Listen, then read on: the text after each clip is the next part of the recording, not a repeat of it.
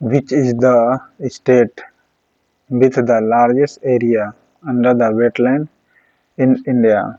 तो largest area under the wetland किसका है? गुजरात का है। और सेकंड नंबर पर आंध्र प्रदेश है।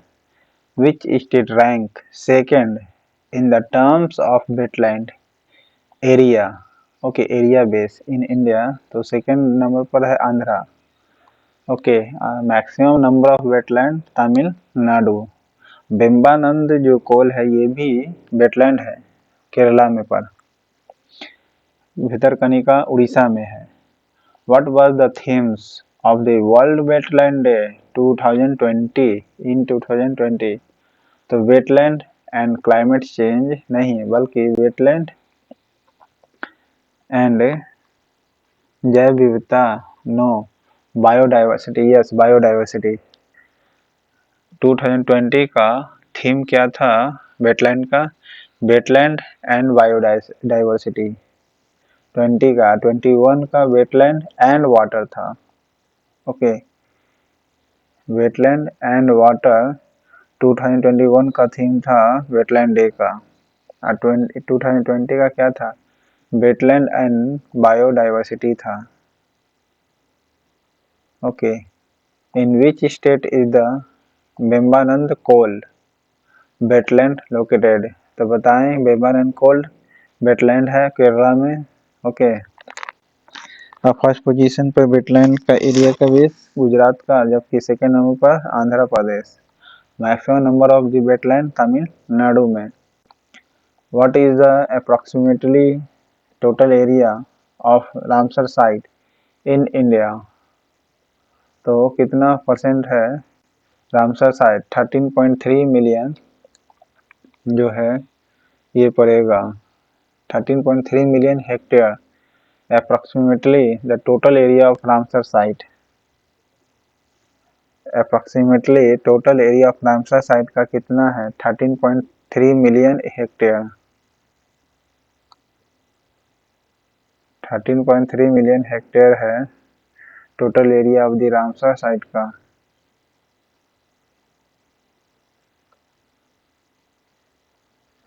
What is the percentage of coastal wetland? Natural में परसेंटेज में कितना natural wait?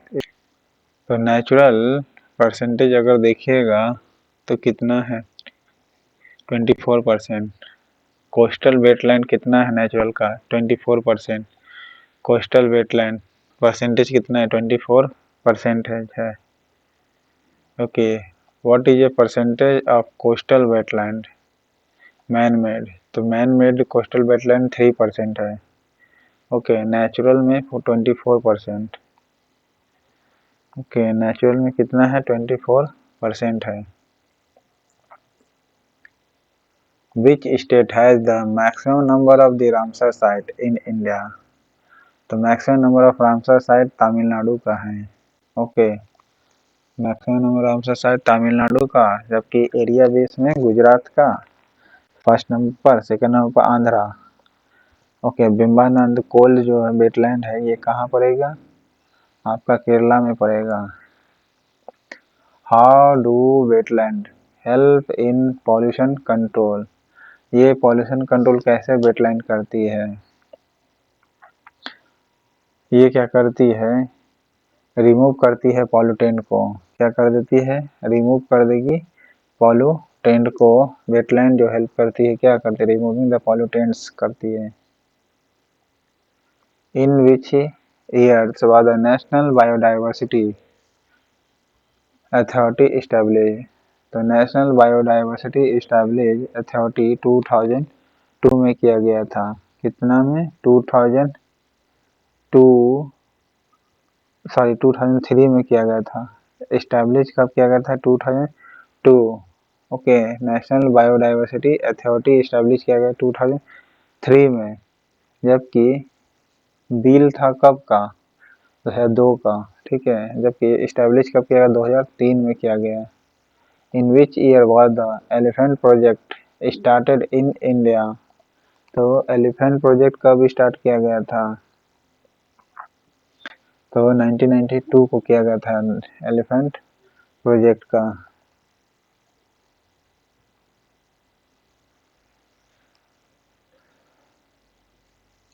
In which region is the valley of flower national park is located? Valley of flower कहाँ दिखाई पड़ेगा? टेम्परेट अल्पाइन में। ओके, टेम्परेट अल्पाइन में यानी शीतोष्ण अल्पाइन में वैली ऑफ फ्लावर लोकेटेड है। ओके, वैली ऑफ फ्लावर कहाँ है? टेम्परेट अल्पाइन में। और सब ट्रॉपिकल रीजन आपका किस साइड पड़ जाता है? नॉर्दर्न रीजन भारत का। Okay, Bhitarkanika national park is famous for the animal. तो भितरकनिका नेशनल पार्क किसके लिए है आपका? तो एलिगेटर के लिए फेमस है। किसके लिए? एलिगेटर के लिए Bhitarkanika national park. Okay, Keibul Lamjao national park is famous for which animal? तो केबुल लामजाओ नेशनल पार्क आपका ये फेमस फॉर विच एनिमल किसके लिए फेमस है? तो ये संगाई डियर के लिए प्रसिद्ध है। ओके, केबुल लामजाओ संगाई डियर के लिए प्रसिद्ध है। Okay, Kanha national park is famous for which animal? तो कान्हा नेशनल पार्क जो है किसके लिए प्रसिद्ध है? चीतल के लिए फेमस है, या फिर रीइंडर के लिए?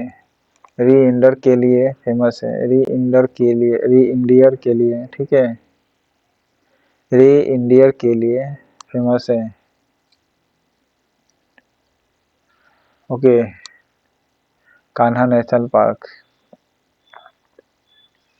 When did the Red Panda project start in the collaboration with the WWF?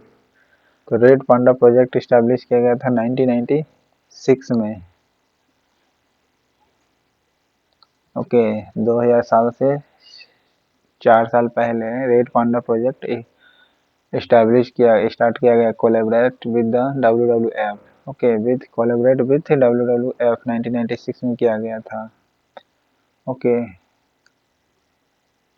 What is a pollution related to the what is a pollution? Pollution related to land भी है, वाटर भी और एयर भी है। ओके, रिलेटेड अगर pollution related किया जाए तो सभी से land, water and air. What is the main characteristics of the non biodegradable pollutant? अच्छा, रेड पांडा किस श्रेणी में आता है? साइट्स क्या? ओके, बताइए कमेंट बॉक्स में। नो डिकम्पोजिशन और very slow. Okay, main characteristics of non biodegradable pollution. Main character क्या है बायोडिग्रेडेबल सॉल्यूशन का? नो डिकम्पोजिशन और वेरी स्लो होता नहीं तो। What is a environment act 1986 related to? तो इन्वायरमेंट प्रोटेक्शन एक्ट था, इन्वायरमेंट पॉल्यूशन कंट्रोल करना था। क्या करना था? इन्वायरमेंट पॉल्यूशन कंट्रोल करना था। Okay, which are the include in the non biodegradable pollutant? इनमें से कौन सा है जो non biodegradable? Plastic, heavy metal, radio active element, ये जो है नॉन बायोडिग्रेडेबल पॉल्यूटेंट है। ओके, नॉन डिग्रेडेबल बोलो, रेडियो एक्टिव, प्लास्टिक, ये सब क्या है? Non biodegradable. How many type pollutant are there on the basis of source of origin? तो 2 टाइप का पॉल्यूटेंट पाया जाता है on the basis of source of origin के तुलना में। 2 टाइप का, degradable and non degradable. Which gases released by decay of organic matter are included in natural pollutant? तो कौन सा गैस जो रिलीज करता है decay organic matter are include in the natural pollutant? तो ये हो गया सल्फर ऑक्साइड और nitrogen oxide.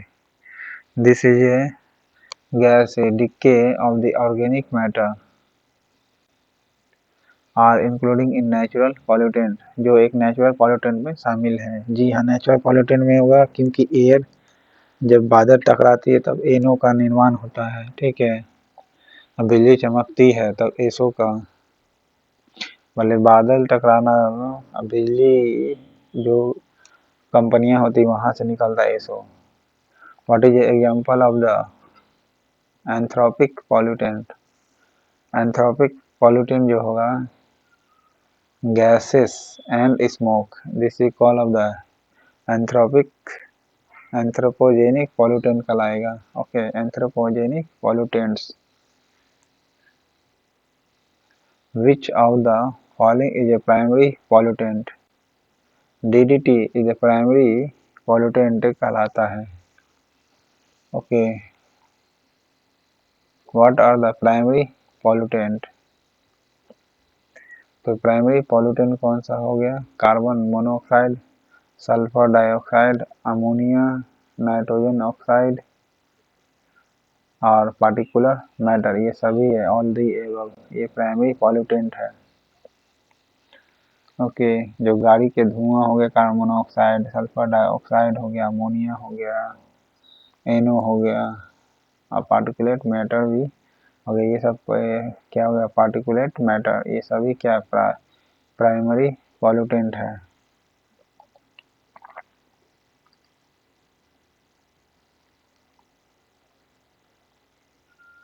What type of pollutant is peroxy acetyl nitrate? What type of the pollutant is peroxy acetyl nitrate, यानी PAN का बारे में बताना है। पैन जो है आपका सेकेंडरी पॉल्यूटेंट हो गया। ओके, कौन सा हो गया? सेकेंडरी हो गया। पैन जो पॉल्यूटेंट है ये कैसा सेकेंडरी पॉल्यूटेंट कहलाएगा? क्या कहलाएगा? सेकेंडरी पॉल्यूटेंट कहलाएगा। How are the pollutant classified on the basis of disposal nature? तो कैसे हम पॉल्यूटेंट को क्लासीफाई करेंगे डिस्पोजल ऑफ नेचर के अनुसार? तो बायोडिग्रेडेबल में बांट दीजिए, एगो नॉन बायोडिग्रेडेबल में बांट दीजिए। ठीक है, इस प्रकार हम पॉल्यूटेंट को क्लासीफाई कर सकते हैं on the basis of disposable nature के अनुसार।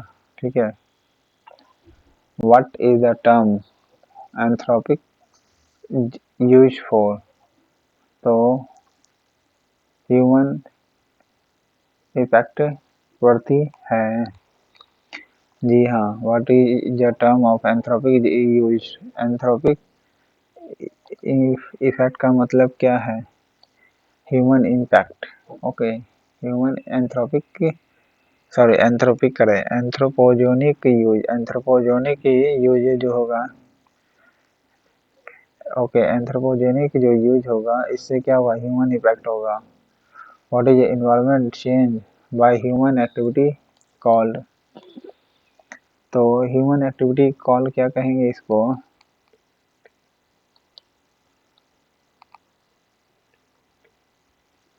Anthropogenic environment. क्या कहलाएगा?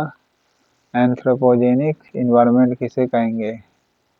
This environment, what is environment change by human activity?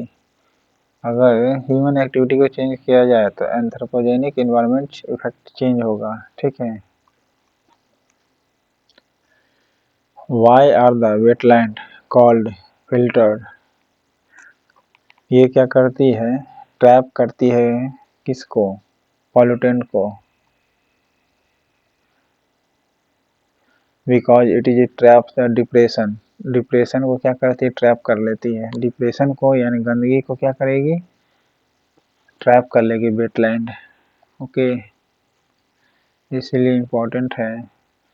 Traps depression करता है, because it traps depression, this is important wetland.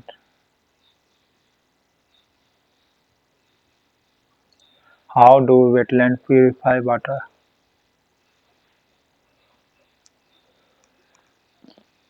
Removing the pollutant. Okay क्या करती है? Pollutant को रिमूव करती है। How do wetland purify water? तो पॉल्यूटेंट को रिमूव करती है wetland. Okay what is the biodiversity act 2002? तो बायोडाइवर्सिटी एक्ट रिलेटेड टू 2002 से क्या है?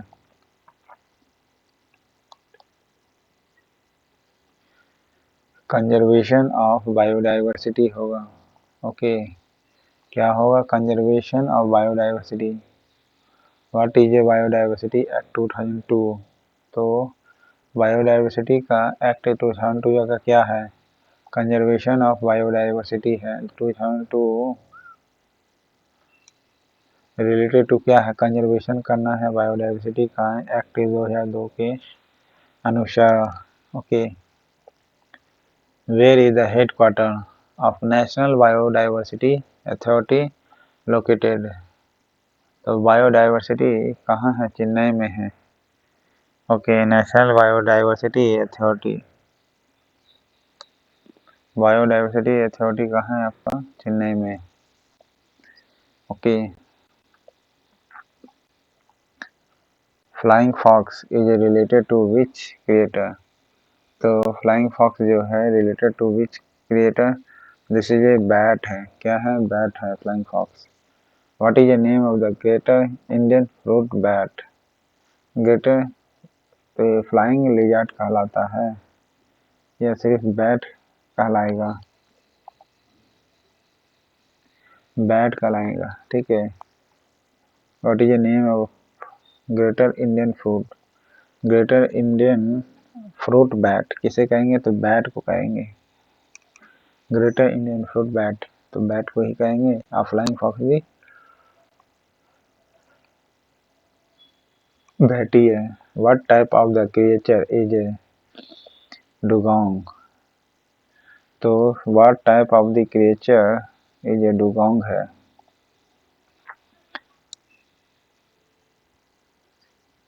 मैमल्स है।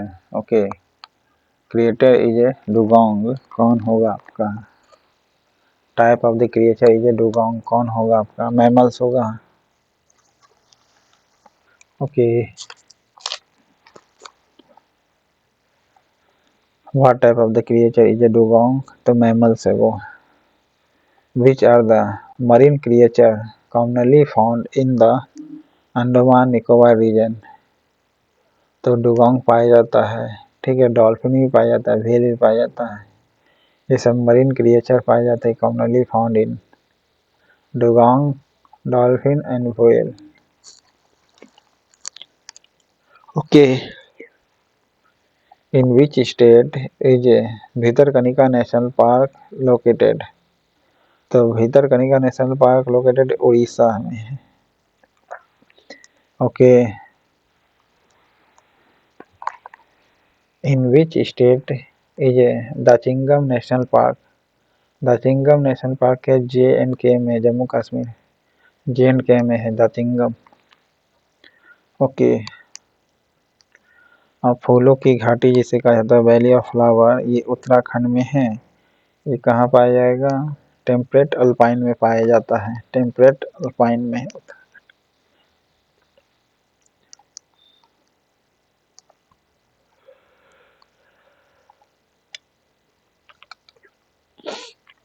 Next number of site Ramsar Tamil Nadu में है। सेकेंड नंबर पर आंध्र प्रदेश है। क्षेत्रफल के मामले वेटलैंड का। पहला number Gujarat. Which of the following is the gases pollutant? तो गैसेस पॉल्यूटेंट कार्बन मोनोऑक्साइड भी है, सल्फर डाइऑक्साइड भी है, NO2 भी। ऑल द एबव ये सब गैसेस पॉल्यूटेंट है। CFC is a fall into which category of the pollutant? ये गैसेस पॉल्यूटेंट कहलाती है CFC। ओके CFC क्या कहलाएगी? Gases pollutant. Which of the following is an example of biodegradable pollutant. इनमें से कौन सा एग्जाम्पल है बायोडिग्रेडेबल पॉल्यूटेंट का? तो ये नॉन बायोडिग्रेडेबल है प्लास्टिक, छुट्टल है ऑप्शन इसमें। What are the pollutant which are not decompose by the micro organism called? तो कौन सा पॉल्यूटेंट है जिसे जो डिकम्पोज नहीं होती है बाय द माइक्रो ऑर्गेनिज्म के जरिए, तो वो कौन सा है? नॉन डिग्रेडेबल सब्सटेंसेस है या फिर नॉन बायोडिग्रेडेबल पॉल्यूटेंट कहिए। नॉन डिग्रेडेबल होगा या फिर नॉन बायोडिग्रेडेबल पॉल्यूटेंट होगा? ये जो है डिकम्पोज नहीं होती है माइक्रो ऑर्गेनिज्म के जरिए। Who is the given the credit for the classify pollutant into degradable and non-degradable, non-biodegradable? तो ये है ओडम ने किया था। ओके, किसने क्लासिफाई किया था? ओडम ने किया था डिग्रेडेबल एंड नॉन बायोडिग्रेडेबल को।